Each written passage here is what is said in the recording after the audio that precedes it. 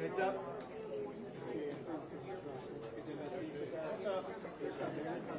All right, folks, here we go. Stand by. Stand by.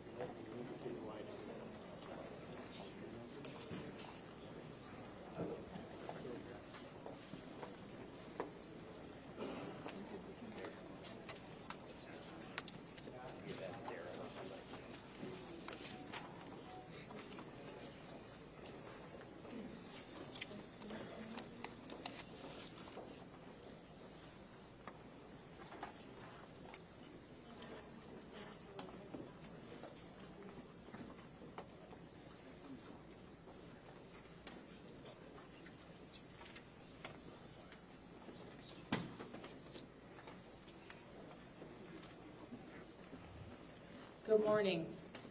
I'm Muriel Bowser. I'm the mayor of Washington, D.C. We are here at Reagan National Airport to provide an update on the tragic events of last night. I'm joined by U.S. Transportation Secretary Sean Duffy, D.C. Fire and EMS Chief John Donnelly, American Airlines CEO Robert Eisen, the MWA, the Metropolitan Washington Airports Authority CEO Jack Carter, United States Senator Mark Warner, United States Senator Tim Kaine, U.S. Representative Don Beyer, as well as the Chief of the Metropolitan Police Department, Pamela Smith. And we are joined by first responders from across the Metropolitan Washington region. I speak for all of us when I say, and certainly all Washingtonians, how very sad we are for American Airlines, for the United States Department of Defense, and for all Americans for the loss of life that happened with the collision of these aircrafts. We know that includes families from across our region, as well as in Kansas and across the country. This morning, we all share in a profound sense of grief. I do want to thank the first responders who acted quickly last night, who ran towards danger, went into a very frigid river, and have worked throughout the night. Chief Donnelly reported in last night's briefing that we have a strong mutual aid agreement in our region, and those teams have worked together throughout the night in really tough and heartbreaking conditions. And we should all thank them for their heroic efforts. So we'll have several updates today. I'm first going to turn to the Secretary of Transportation, Sean Duffy, and then you will hear directly from Chief John Donnelly with a situational update. Thank you, Mayor. Again, Sean Duffy here, Secretary of Transportation. We wish we were gathering for different purposes today. I just want to let you know that the Department of Transportation, the FAA, along with the White House, President Trump, local, state, and federal partners, all working together on this incident in unison. I couldn't be prouder of this team that's been assembled, working tirelessly. Mayor, I want to thank you specifically for your work. A few details I'd like to give all of you. And some of you reported this, but last night, if you live in the D.C. area, you would know that this was a clear night last night. The helicopter was in a standard pattern. If you live in the D.C. area, you'll see helicopters up and down the river. This flight pattern is seen oftentimes when you live in D.C. This was a standard flight pattern last night as well. The American Airlines flight coming into land was in a standard flight pattern as it was coming into DCA. So this was not unusual with a military aircraft flying the river and aircraft landing at DCA. And again, if you live in the area, you'll see that frequently with those two aircraft working together. As many of you have reported, we have located the two aircrafts. The fuselage of the American Airlines plane was inverted. It's been located in 3 different sections. It's in about waist-deep water, so that recovery is going to go on today as that recovery takes place of the fuselage of the aircraft. NTSB is going to start to analyze that aircraft, partner with the FAA with all of the information we have to get the best results possible for the American people. I would just say that safety is our expectation. Everyone who flies in American skies expects that we fly safely, that when you depart an airport, you get to your destination. That didn't happen last night. And I know that President Trump, his administration, the FAA, the DOT, we will not rest until we have answers for the families and for the flying public. You should be assured that when you fly, you're safe. Thank you.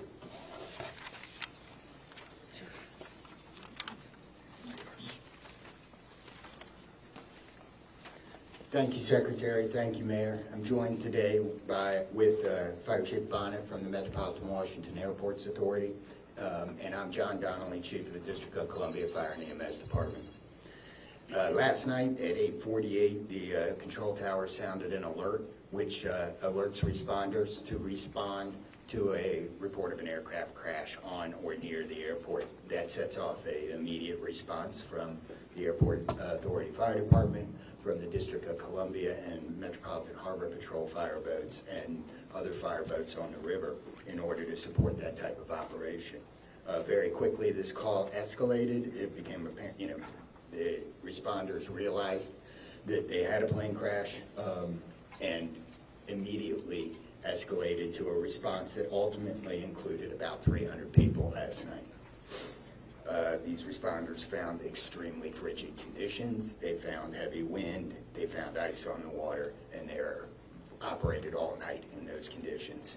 I'd like to take a moment to acknowledge the agencies that responded in addition to DC Fire and EMS and Metropolitan Washington Airports Authority: Montgomery County Fire Department, the Prince George's County Fire Department, the Charles County Fire Department, the Baltimore County Police Department, the Anne Arundel County Fire Department, the Alexandria Fire Department, the Arlington County Fire Department, the Fairfax Fire Department, the Prince William Fire Department, the Baltimore City Police Department, the Maryland State Police, the Maryland Natural Resources Police, the Department of Defense, the Joint Base in Bowling Fire Department and the staff there, the U.S. Army, the U.S. Coast Guard, the United States Park Police, the Metropolitan Police Department, the FBI, and the NTSB.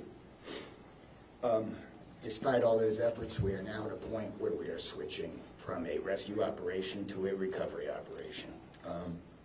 At this point, we don't believe there are any survivors from this accident, and we have recovered 27 people from the plane and 1 from the helicopter. The District Office of the Medical Examiner has lead on reuniting these bodies and these people with their loved ones, and we will continue to work to find all the bodies and collect them and reunite them with their loved ones. We should also acknowledge that the Virginia Medical Examiner and the Army Medical Examiner are involved in this operation and a very important part of getting people identified. So.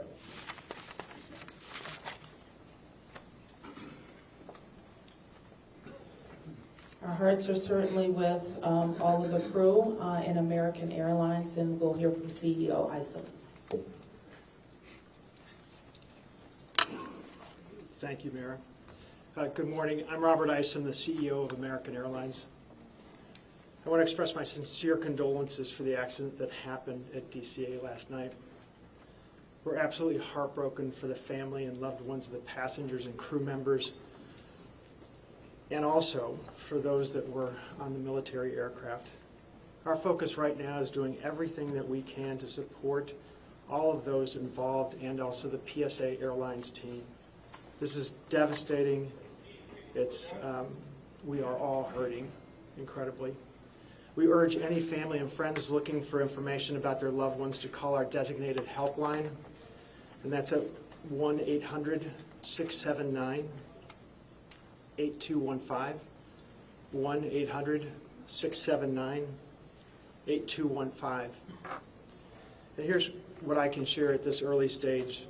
American Eagle Flight 5342, operated by PSA Airlines, traveling from Wichita, Kansas to Reagan National Airport, was involved in an accident just before 9 p.m. local time on final approach into Reagan National. It collided with a military aircraft on an otherwise normal approach. And at this time, we don't know why the military aircraft came into the path of the PSA aircraft. Flight 5342, a CRJ 700, was under the command of 4 crew members. They carried 60 passengers, as you know, for a total of 64 people on board. In addition to local resources already here in D.C., American Airlines has activated our care team, and that's a group of specialists that are trained to support these types of responses. These team members are on site or arriving soon. And additionally, we have members of our GO team that are on ground here in D.C., and they're being deployed with resources to do everything that we can to take care of the needs of the families and the loved ones of the passengers and crew members. And that is our sole focus. And we're so grateful for the first responders. They've been working through the night, courageous efforts. And we're actively working with local, state, and federal authorities on emergency response efforts and closely coordinating with PSA Airlines as they cooperate fully with the NTSB on the investigation. I know that there are many questions. At this early stage, I just won't be able to answer many, but we'll provide additional information as it comes. Thank you. I want to introduce the Metropolitan Washington Airports Authority CEO, Jack Potter. The authority manages Reagan Washington National and Dulles International. Good morning and thank you, Mayor. First, let me begin by expressing our condolences for all the victims of this flight and for their families. There's a lot of grieving going on, and so we're very sympathetic to that. I want to echo what was said about the first responders. When there's a problem in this area, everybody drops everything and they rush to wherever the problem is. So I want to thank the chief, the entire team from Washington, D.C., but just as important, the list of folks that the chief described. The federal authorities have been here en masse, and so a lot of effort was brought to bear. Unfortunately, we weren't able to rescue anyone, but we are in the recovery mode right now. And I just want to, last night I expressed the fact that we hope to open at 11 o'clock today, and that is still the case. We're going to open the airport at 11 o'clock. And again, condolences to the families, and thanks to the many, many who are still out there working very, very hard to complete this recovery. Thank you, Mayor. I do want to acknowledge that the Virginia Transportation Secretary is here, in addition to the Alexandria Mayor, and I will like to ask members of the Virginia Congressional delegation to the podium next. U.S. Senator Mark Warner, followed by Tim Kaine and Representative Don Beyer. Thank you, Mayor. I want to join with everyone else and express my condolences for the victims. For folks who don't live in the DMV, we are made up of a lot of jurisdictions. Reagan Airport's in Virginia.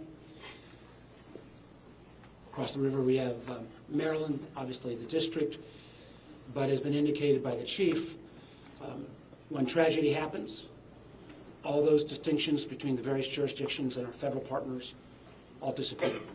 And I want to again thank all the first responders. On a personal note, I'll just add that literally I now know I was coming back from the district from a dinner to my home in Old Town Alexandria. And while I did not see the collision, I wondered, I'd never seen this many red lights streaming towards the airport and across the river in Maryland about this time. My phone started blowing up and I realized that this accident had taken place. There'll be a time to figure out, I know NTSB will have a briefing later in the day, but to the victims, our condolences. To the first responders, our thanks. Sorrow, thanks, and questions. So sorrow, as all have expressed, to the crew, to the passengers, to the soldiers, to their families, to their friends, to their loved ones, to people who are still trying to get information and unsure whether their loved ones have been lost. We offer our profound condolences to them and our sorrow for this tragedy. Thanks, I'll echo, Mayor, what you began with. When you see a challenge like this and you see people from so many different agencies, local, state, federal, with different uniforms, different badges, but working in such a coordinated way, even in the midst of a tragedy, it does give you a sense of appreciation and pride in people's willingness to come to the danger and work together. And I started to see that as a local official 30 years ago in Richmond and definitely have seen it here. And then finally, questions. There are going to be a lot of questions, obviously, a lot of questions. And that's what the NTSB's job is to be an independent investigator of incidents like this. And they are here. We were in dialogue with them earlier today. They've been here since they got the alert, and they will be doing the work and playing lead in answering the many questions that we have. And that's as it should be. It's not a time to speculate. It's a time to investigate and get answers to the questions we need. And I have confidence that will be done. Thank you.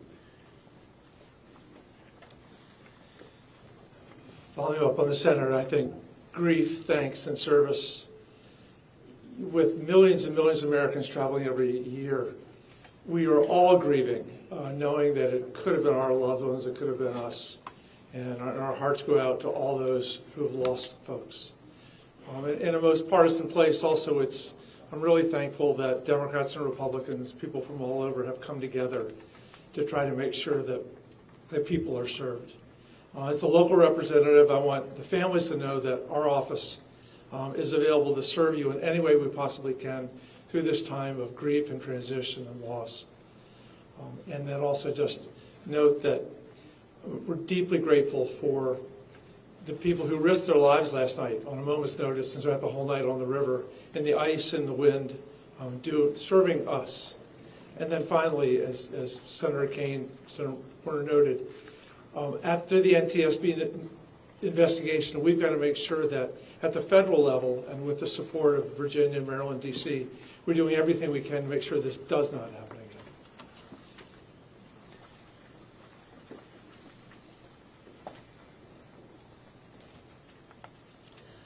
So with that, it's been said already that the National Transportation Safety Board becomes the lead agency in the investigation.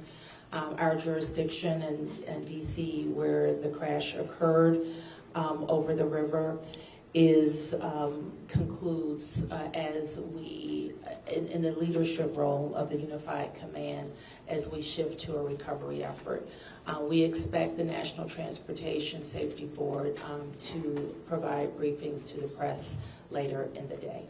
So at this point, we can take a few questions. Yes? Can you say without a shadow of a doubt that people are safe to fly?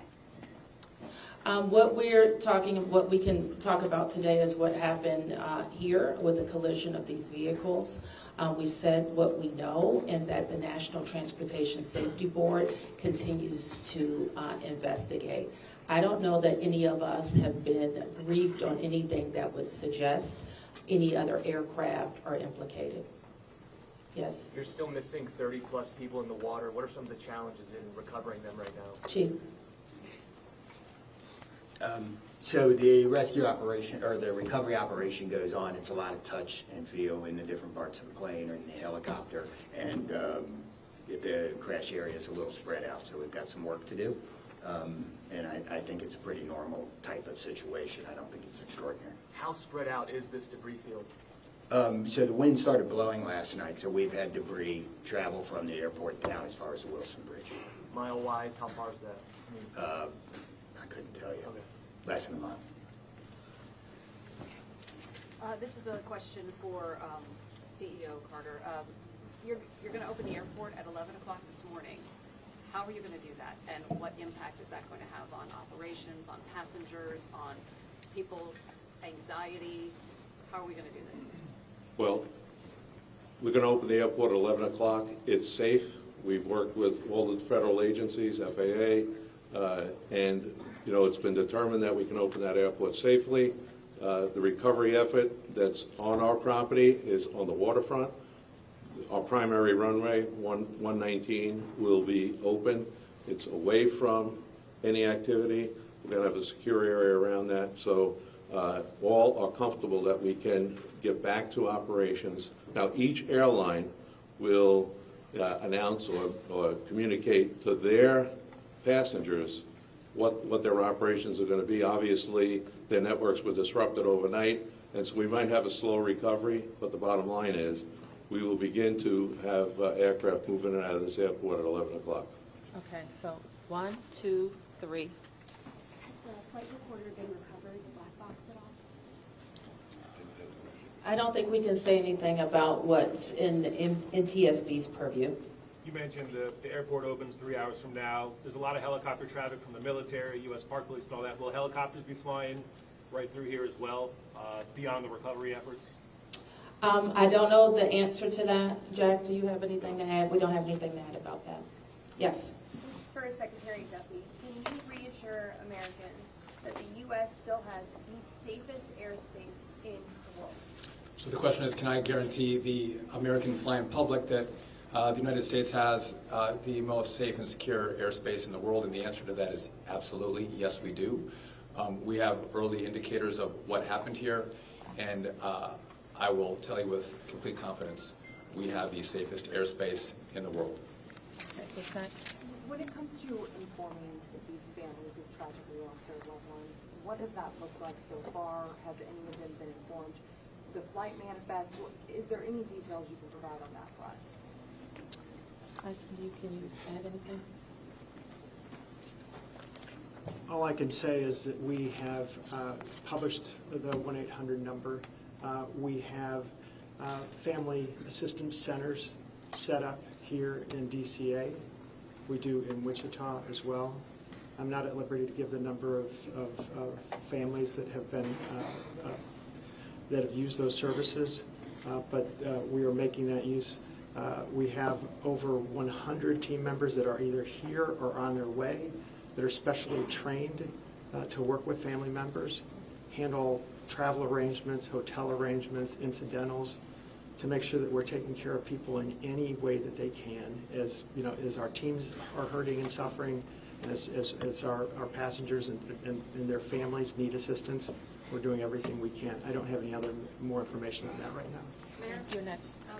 Chief Donnelly, can I ask you to describe the next phase of the investigation? How confident are you that you'll be able to recover all 67 of these bodies? And can you speak to some of the debris that's also being pulled out of the river? We understand there are some suitcases, some other things that have been pulled out from the river. And I would like to ask anyone here, perhaps the Transportation Secretary or Mr. Eisen, if we know anything about these victims, age ranges, nationalities, anything of that nature.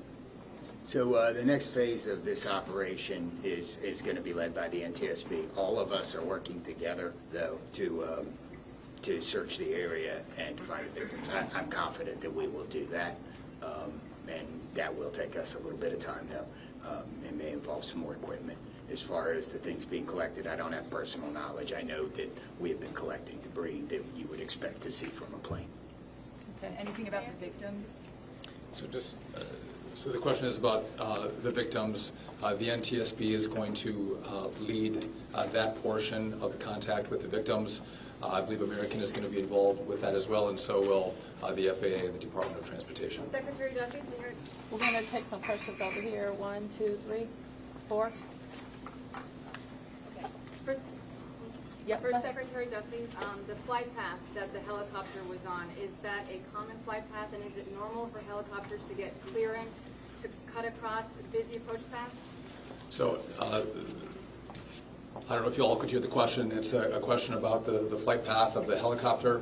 I don't want to go into too much detail about the information we have from the FAA, but obviously it is not standard to have aircraft collide. I want to be clear on that.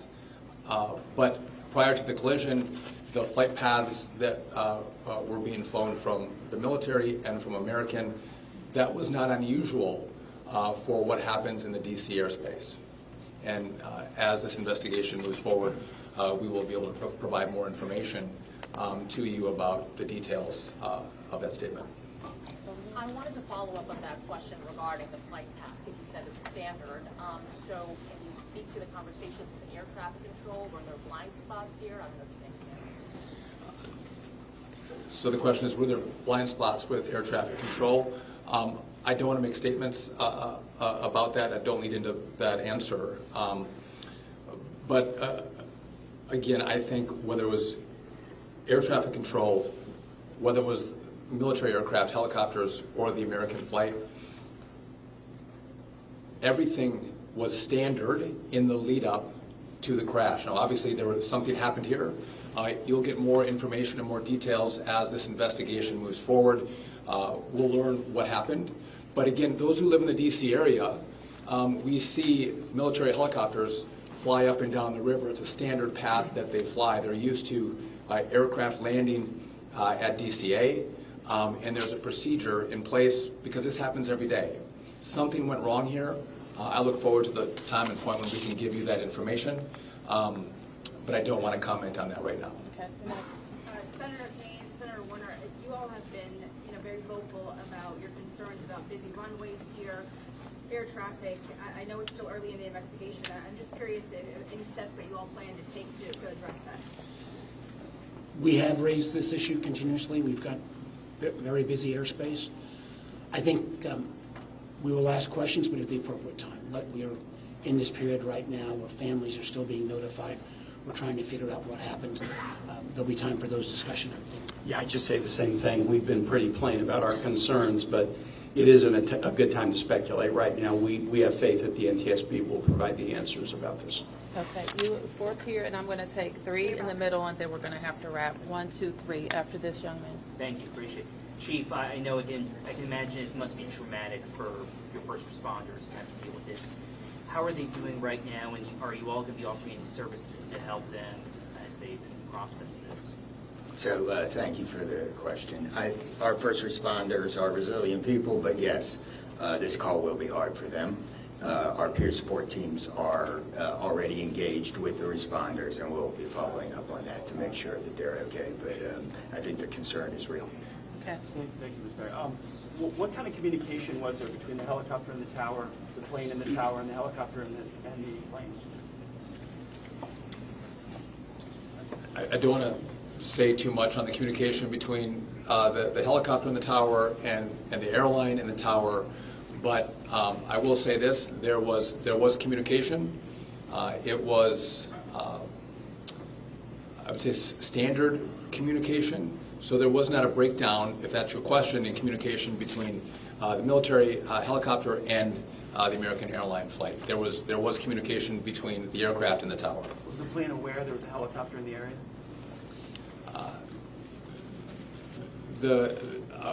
I would say the helicopter was aware that there was a plane in the area. You mentioned that. So the president, you said yesterday that he called into the briefing room. Has he returned to the briefing room since then? Have you spoken? Also, a question about the National Security Advisor, Mike Waltz. He's saying that there was 30 bodies that have been recovered. That he just said that at the White House. Curious. I know you're in this presser right now, so that's hard for you to update. But I do have the question posed in the briefing room. I can do the body question first. So in terms of body recovery, we as we recover bodies, we have a process, and we're not counting any bodies until they're in the possession of the medical director. So there may be some fluctuating in numbers that other people would report, but our numbers from the medical examiner. So just in regard to the president in the briefing room, I've been with this team for the last hour plus as we've worked through the details of the information we wanted to give you. But it is my understanding that either this morning he was going to be in the Situation Room, or the Situation Room is obviously briefing the president. He has been kept in full appraisal of what is taking place. Okay, last two, you and you ma'am. First. You mentioned that the aircraft were on a standard flight pattern. Just curious, when the airport opens at 11 today, will planes be on that flight pattern again, or are they being directed to fly a different way to land? Jack, do you want to mention it? Okay. Well, I mean, safety is paramount, and I don't have that information quite yet from the FAA, so I don't want to provide an information I don't want to provide an answer or inaccurate information on what routes will be flown out of DCA. Okay, last one. Two questions really quickly. What do you know about the experience and history of the pilots of both the American Airlines plane and the Army Black Hawk helicopter?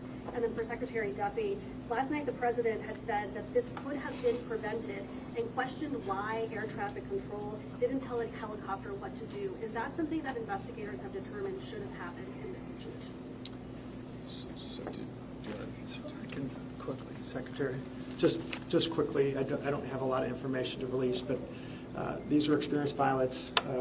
I know that the captain had 6 years with PSA, or almost 6 years at PSA, and the first officer almost 2 years. Again, standard approach, and that's about all I can say. Thank you. In regard to the military, I don't have information in regard to the experience of the military pilots. I would just note that this was classified as a training mission. Sometimes people could think that a training mission is someone who is inexperienced in the cockpit. We call these missions that are flown in the DC area, as our pilots are getting hours in experience, training missions. So don't read into that we had how many hours the pilots on the military aircraft had. And you had another question for me that was? Last night the president had said that this could be prevented, and also that air traffic control, questioning why they may not have communicated with the helicopter telling them what to do. So we are going to wait for all the information to come in from this vantage point, but to back up what the president said, what I've seen so far, do I think this was preventable? Absolutely. Thank you. Thank you. Is there an acting FAA director? Thank you, everyone.